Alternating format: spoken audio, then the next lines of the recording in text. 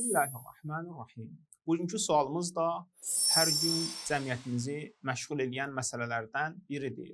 Sual belədir ki, oğul atası ilə və ya qız anası ilə və yaxud oğul anası ilə gündəlik müxtəlif məsələlərdə, həyati məsələlərdə narahat edəcək dərəcədə kəskin mübahisələr eləyirlər. Hər iki tərəf bir-birini narahat edir. Xüsusən övlad həmin münaqişələrdə, müzakirələrdə valideyni narahat edir. Övladın buna haqqı varmı?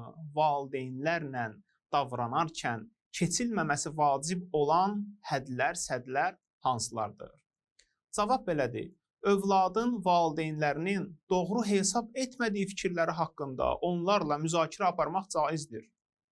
Lakin bu zaman sakitlik, ədəb qaydalarına şiddətli şəkildə riayət etməli, onlara kəskin nəzərlərlə baxmamalı. Yəni valideynə nəzəri kəskinləşdirib nifrətlə və yaxud da ki, iti nəzərlərlə baxmaq özü caiz deyil. Səsini onların səsindən uca çıxarmamalı və kobud sözlərdən qətiyyən istifadə etməməlidir. Bu halda onlarla normal müzakirələr icazəlidir. Elhamdülillahi Rabbil aləmin və sallallahu alə Muhammedin və alihi tahirin.